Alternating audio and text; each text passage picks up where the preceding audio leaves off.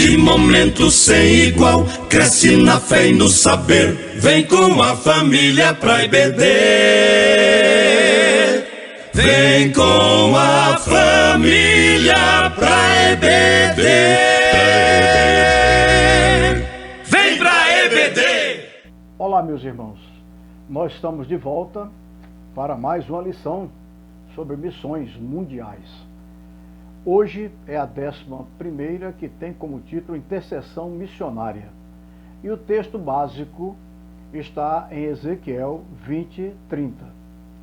Busquei dentre eles um homem que levantasse o muro e se pusesse na brecha perante mim por esta terra, para que eu não a destruísse, porém a ninguém achei. O comentarista é o saudoso pastor Mauro Israel Moreira, que foi pastor da primeira igreja batista de São Gonçalo, no estado do Rio de Janeiro, e um homem cheio do Espírito Santo, um grande servo de Deus, um pastor amigo, não só das ovelhas dele, mas também de outras igrejas, e trabalhamos juntos também, visitando as regiões do estado do Rio, ele pregando nas assembleias regionais e eu lá também fazendo a minha parte junto com os diáconos.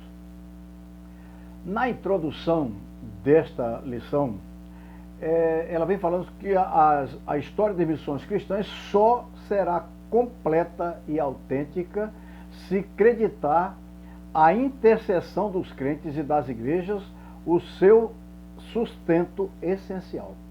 Todo o contingente de missionários que tem avançado para os campos, com todo o dinheiro do mundo, não teria realizado a metade do que tem alcançado se não fosse sustentado pelas orações dos fiéis, persistentes e das igrejas do Senhor.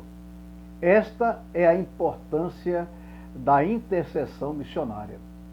A base da sustentação dos missionários antes da parte do sustento material, é a oração, o sustento espiritual. Porque nós vivemos numa época de guerra espiritual. Muitos crentes até alegam que por estarem agora na igreja são salvos e tal, que esse problema de guerra espiritual, isso não existe porque isso não está aqui no nosso lugar. Está aqui sim, meus irmãos. Nós vamos estudar e vamos ver nesta lição o quanto isso é real. E é real também a exigência de nós como missionários, quer lá na linha de frente, quer na trincheira e quer na retaguarda, nós somos responsáveis por difundir a mensagem do Evangelho, que é o poder para a salvação de todo aquele que crê. A base bíblica da intercessão missionária. Nós vamos ver aqui o seguinte: a primeira, reivindicando as nações para o domínio do Senhor. Salmo 2:8 diz: pede-me e eu te darei as nações por herança e as extremidades da terra por possessão. A segunda, intercedendo em favor de um povo, Gênesis 18:23-33, e o essencial aqui no verso 24, para não ficar tão longa a leitura, diz: se porventura houver 50 justos na cidade, destruirás e não pouparás o lugar por causa de 50 que ali estão? A terceira, suplicando que Deus levante missionários, Mateus 9:37-38. Então disse a seus discípulos: na verdade a seara é grande, mas os trabalhadores são poucos. Rogai, pois, ao Senhor da seara que mande trabalhadores para a sua seara. Isso são palavras de Jesus. E nós temos que cumprir aquilo que Jesus mandou. A quarta, abrindo oportunidades para o Espírito Santo vocacionar missionários. Atos 13:2. Enquanto eles ministravam perante o Senhor e jejuavam, disse o Espírito Santo: separai-me a Barnabé e a Saulo para a obra que os tenho chamado. Outra, orando no envio de missionários. Atos 13, do versículo 2b, a parte B e o 3 diz assim: disse o Espírito Santo: separai-me a Barnabé e a Saulo para a obra que os tenho chamado. Então, depois de jejuarem, oraram e lhes impuseram as mãos e os despediram. A outra, intercedendo em favor dos missionários. Efésios 6, de 1 e 19, diz o seguinte: com toda oração e súplica, orando em todo o tempo no Espírito, e para fim, vigiando com toda a perseverança e súplica por todos os santos e por mim, para que me seja dada a palavra no abrir da boca, para com intrepidez fazer conhecido o ministério do Evangelho. Digo, é palavra de Deus, e a palavra, ela é viva e eficaz. Nós temos que atentar para isso. A outra é intercedendo para que Deus derrube barreiras. Colossenses 4:3 e verso 4 também. Orando ao mesmo tempo também por nós, para que Deus nos abra uma porta à palavra, a fim de falarmos o mistério de Cristo, pelo qual também estou preso, para que eu o manifeste como devo falar.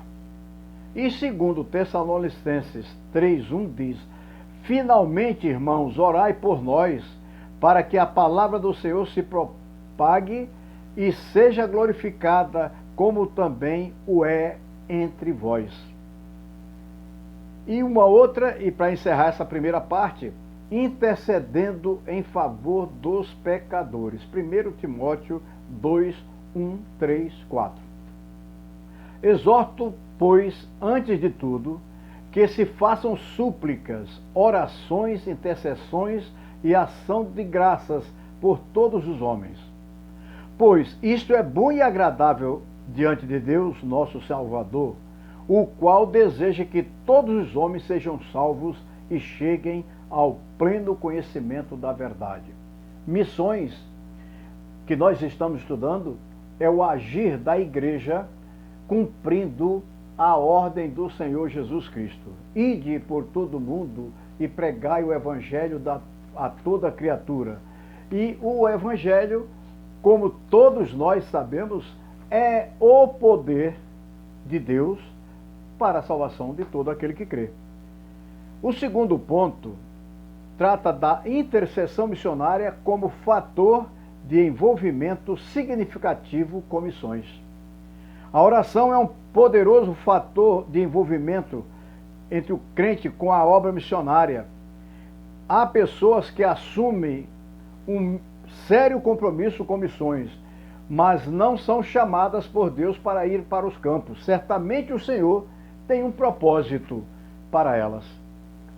Essas pessoas podem se envolver no compromisso de intercessão em favor de missões. Esse envolvimento abençoará os missionários, a igreja e os próprios intercessores.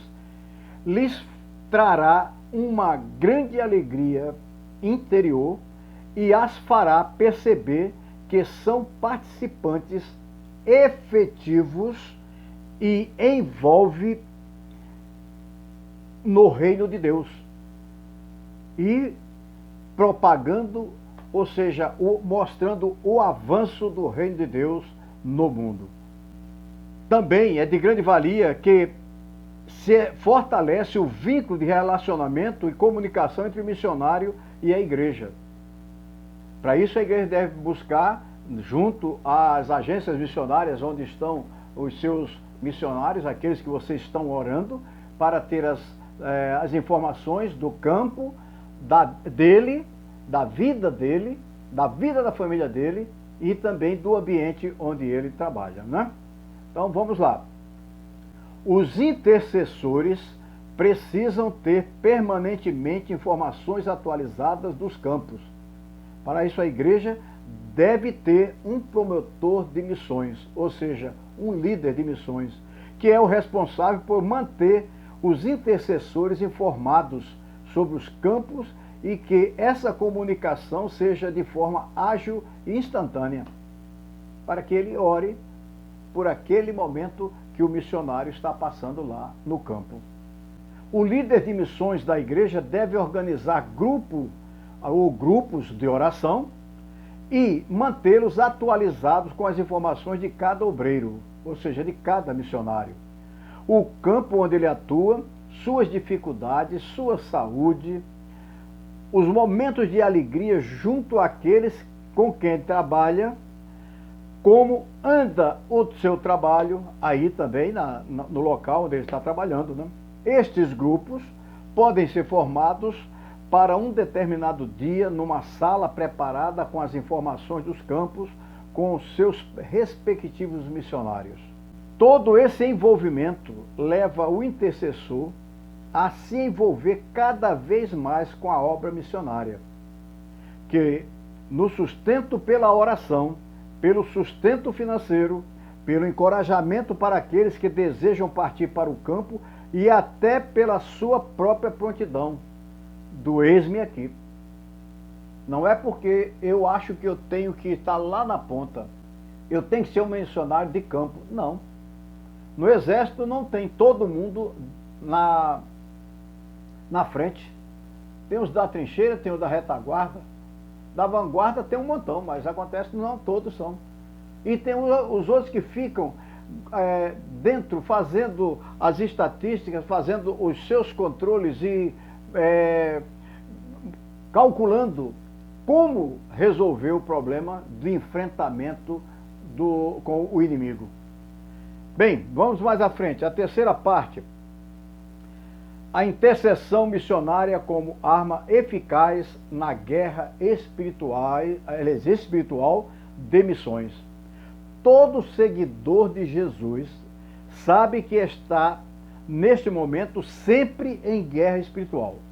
Se alguém diz que é seguidor de Jesus e não sabe ou não quer viver em guerra espiritual, não é seguidor de Jesus. Diz o autor desta lição, compreender esta dimensão da intercessão missionária implica uma séria reflexão sobre o propósito original de missões, ou que missões significa para Deus e para o homem perdido. Para entender, basta lembrar que só existe missões porque o Satanás, Lúcifer, ambicionou ser igual a Deus. Com isso, rebelou-se e conseguiu arregimentar 1/3 dos anjos como seus seguidores. E não só isso, achou pouco. E única forma de conseguir o maior número de seus adeptos para engrossar, ele buscou na pessoa humana. Como atingir esse intento? Destruindo o homem, criação do Senhor Deus. Daí em diante, como não consegue mais atrair para si anjos celestiais, a forma mais fácil é conseguir entre os homens. A guerra espiritual é realidade. O mal agindo para derrotar o bem. Tem crente que diz que por ser crente o mal passou a não existir para com eles. O que na verdade a guerra espiritual existe, como já disse, é uma realidade e exatamente nesta fase da vida humana. Seguidores de Jesus, que devemos estar sempre de prontidão, sempre guarnecidos com a couraça da justiça, sempre prontos para sofrer, sabendo que é pelo sofrimento nosso como seguidores de Jesus, que cumpriremos a missão, mas temos que entender também que esse sofrimento é passageiro, pois a vitória já está selada com o advento do sacrifício de Jesus, doando sua própria vida para que com isso tenhamos vitória. Não uma vitória passageira, mas eterna com Ele nos céus. E mais, por isso devemos nos entregar com todo afinco na missão de restaurar vidas. Estes que ainda não têm essa vida vitoriosa, sejam alcançados para serem também vitoriosos com Cristo. Ele é a nossa garantia, Ele pagou. O seguidor de Jesus não pode ser egoísta. Caso seja, não é seguidor de Jesus, é um impostor. É um seguidor do reino das trevas. Vejamos bem, Satanás, insatisfeito de ser chefe apenas de seus anjos, quis estender seus domínios e promoveu a tentação do homem, com promessas de vida boa, obter coisas sem trabalho, ter muitos bens passageiros, etc. O mal não pode vencer o bem. Tem a escritura da palavra de Deus que nos revela que o inimigo já está derrotado. Deus é o grande vencedor.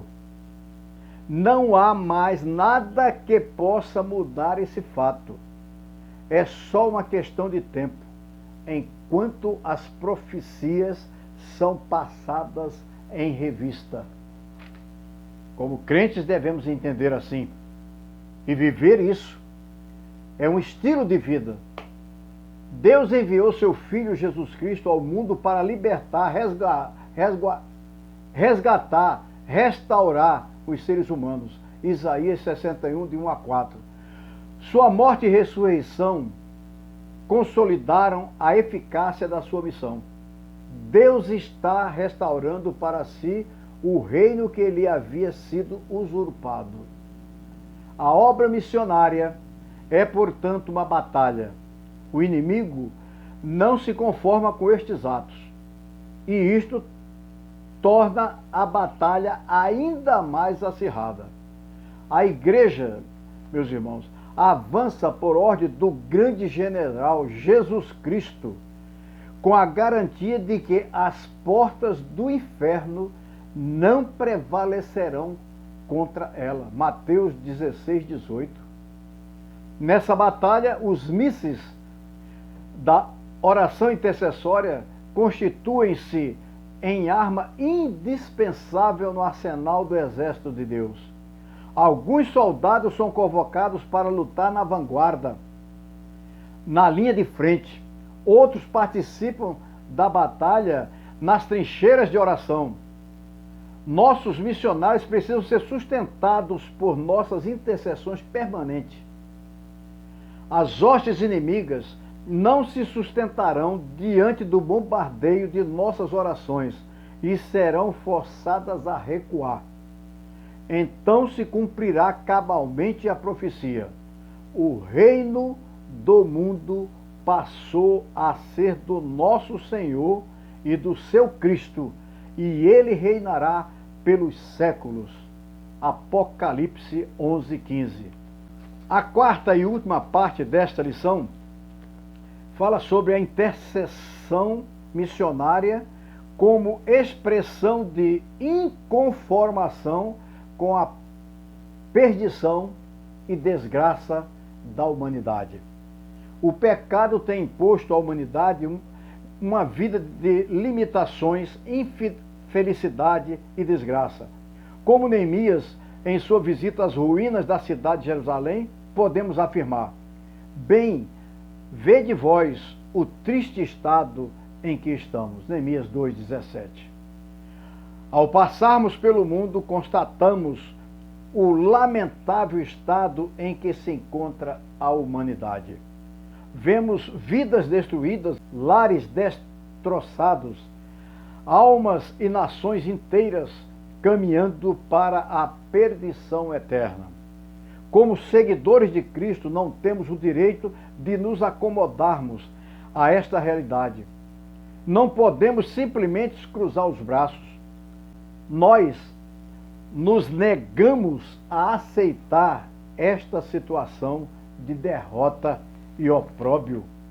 A mais imediata expressão de nossa indignação e inconformismo é a oração. Por meio dela, nos solidarizamos com o propósito de Deus no sentido de mudar as coisas. A palavra de Deus é enfática.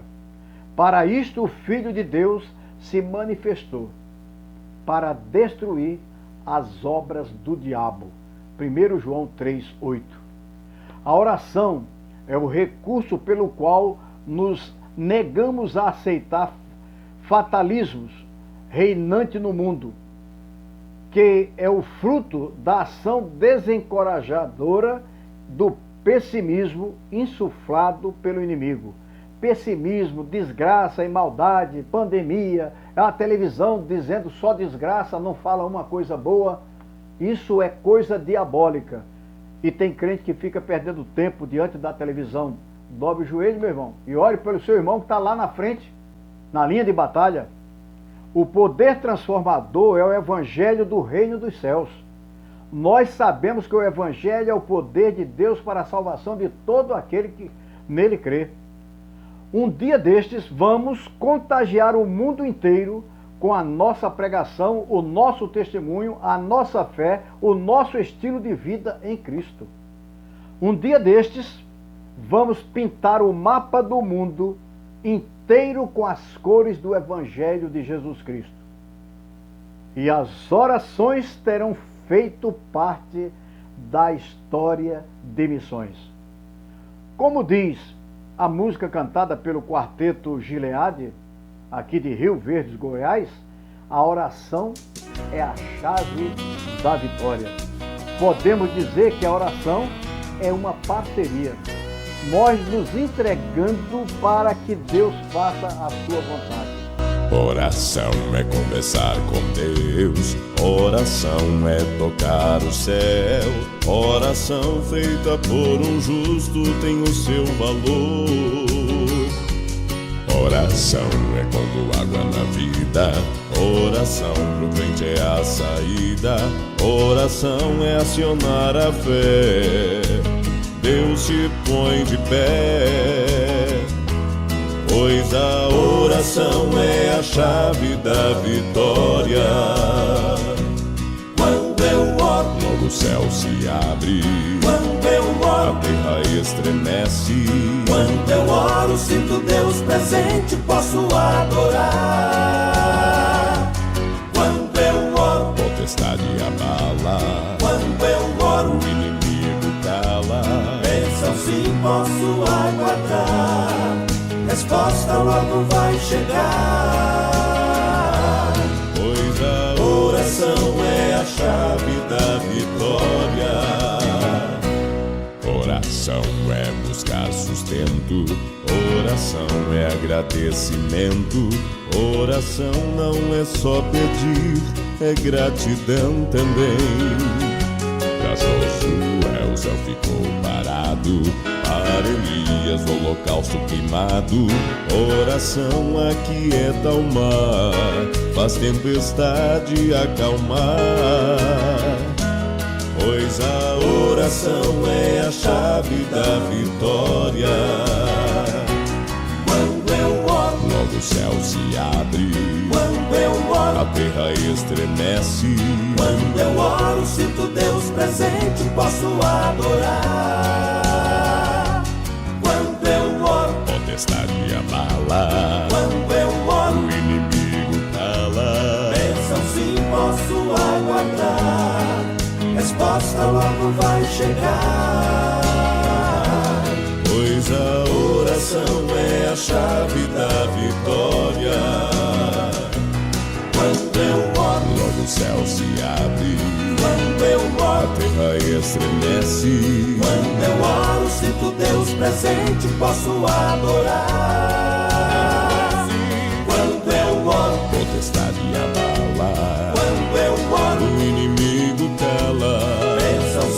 posso aguardar, resposta logo vai chegar.